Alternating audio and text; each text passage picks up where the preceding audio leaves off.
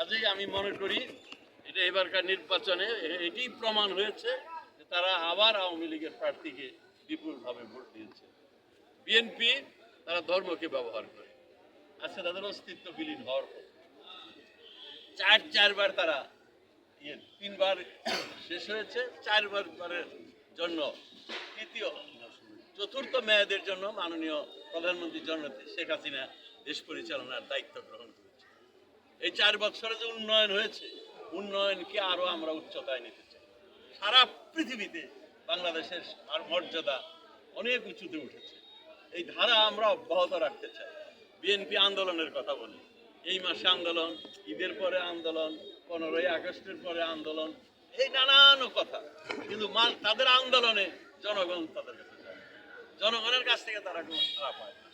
এই না পেয়ে এখন এই কদিন আগে দেখলাম তারেক জিয়া তাদের পার্টির ভারপ্রাপ্ত চেয়ারম্যান একটা স্লিপ দিয়ে বড় বড় নেতাদেরকে দল থেকে সরিয়ে দিয়েছে, পদ থেকে সরিয়ে দিয়েছে। এই যে অবস্থা, এই অবস্থা যদি থাকে আমার মনে হয় অচিরেই আপনারা দেখবেন তারা তাদের দল খণ্ড বিখণ্ড হয়ে পড়েছে, তাদের অস্তিত্ব বিলীন হয়ে পড়েছে। এটা তো দুঃখজনক। আমরা চাই গণতান্ত্রিক দেশে সরকারি দল সাথে সাথে বিরোধী দলও শক্তিশালী বিরোধী দল থাকা উচিত, কিন্তু তাদের নীতির কারণে নির্বাচন বিমুখ, তারা নির্বাচনে আসে না। তারা চায় যেমন একটা পরিবেশ করতে হবে, সব মানুষ যেন বিএনপিতে ভোট দিয়া, বিএনপি ভোট দেখ আর না দেখ, বিএনপিকে আর ক্ষমতায় বসায়। সেটি হবে না। নির্বাচন লড়াইয়ে জিতে তাদেরকে ক্ষমতায় আসতে হবে।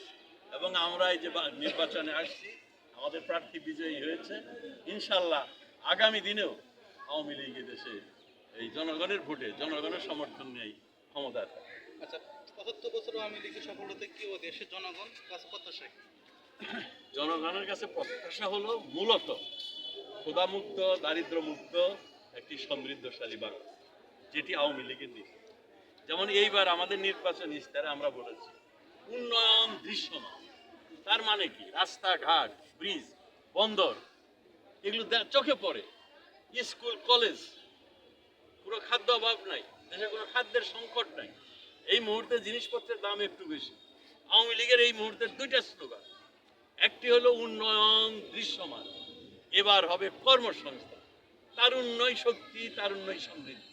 আমাদের তরুণ, আমাদের যুবক, তাদের চাকরির ব্যবস্থা করতে হবে, এটা হলো আমাদের প্রত্যাশা, মানুষেরও প্রত্যাশা। আরেকটি আমি যেটি বললাম যে উন্নয়নের ধারাকে অব্যাহত রাখা, জিনিসপত্রের দাম কমিয়ে আনা। সারা পৃথিবীতে তেলের দামের জন্য, যুদ্ধের জন্য জিনিসপত্রের দাম একটু বেশি, এই জন্য আমরা খুবই চিন্তিত।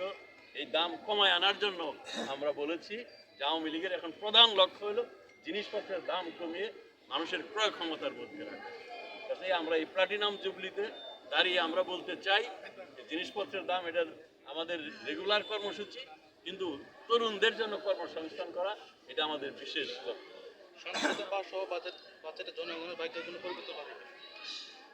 দেখেন, এই 16 বছরে আমরা দায়িত্বে রয়েছি। আপনারাই বলবেন, আপনারা সাংবাদিক, আপনাদের প্রতি আমাদের আস্থা আছে, গভীর শ্রদ্ধা রয়েছে, ভালোবাসা রয়েছে। যে উন্নয়ন হয়েছে, 4,85,000 কোটি টাকা ছিল আমাদের জিডিপি, সেটা আজকে 45 লক্ষ। আমি কৃষি মন্ত্রী ছিলাম, একটা উদাহরণ দিই, সবজির উৎপাদন ছিল 30 লক্ষ টন, সেটি এখন 3,20,00,000 টন, 7 গুণ বৃদ্ধি পেয়েছে। ধানের উৎপাদন বৃদ্ধি পেয়েছে, অনেক কিছুর উৎপাদন বৃদ্ধি পেয়েছে।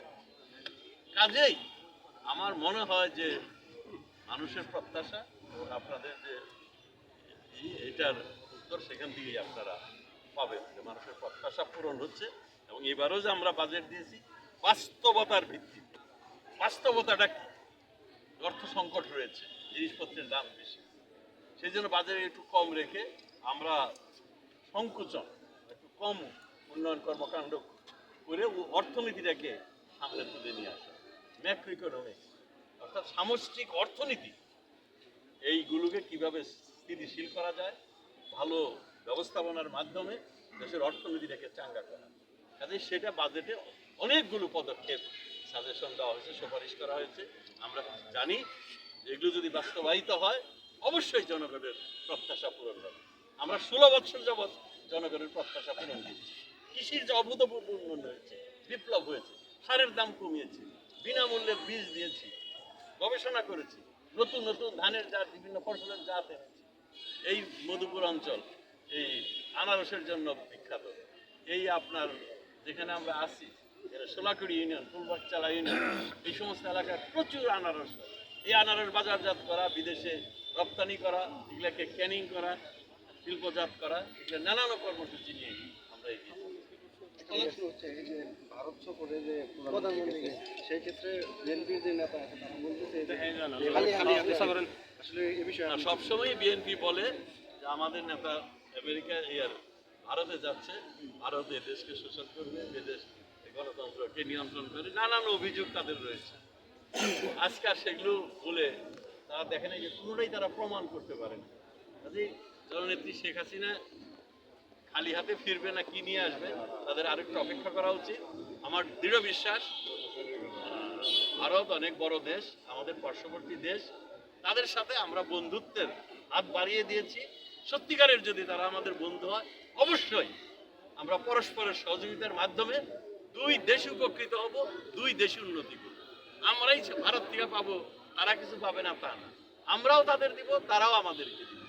কবিগুরু ঠাকুরের তো পশ্চিম মাস খুলেছে দ্বার, সেটা হলে সবাই আনে উপহার, আমরা উপহার আনবো, উপহারও তাদেরকে দিব। আরেকটা বিষয় হচ্ছে এই যে মধুপুরে তো আমাদের একটা কোন্দল রয়েছে, এই নির্বাচনের মাধ্যমে এই কোন্দলটা নিরসন হবে।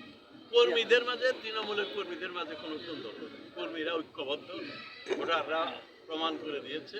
দুই একজন নেতার অনৈক্য থাকতে পারে, দুই একজন নেতার কারণে তাদের উচ্চাভিলাষী এবং সম্পদের লালসার কারণে কিছু ভুল বোঝাবুঝির সৃষ্টি হয়েছে। এটা খুব তাড়াতাড়ি দূর হয়ে যাবে বলে আমি মনে করি।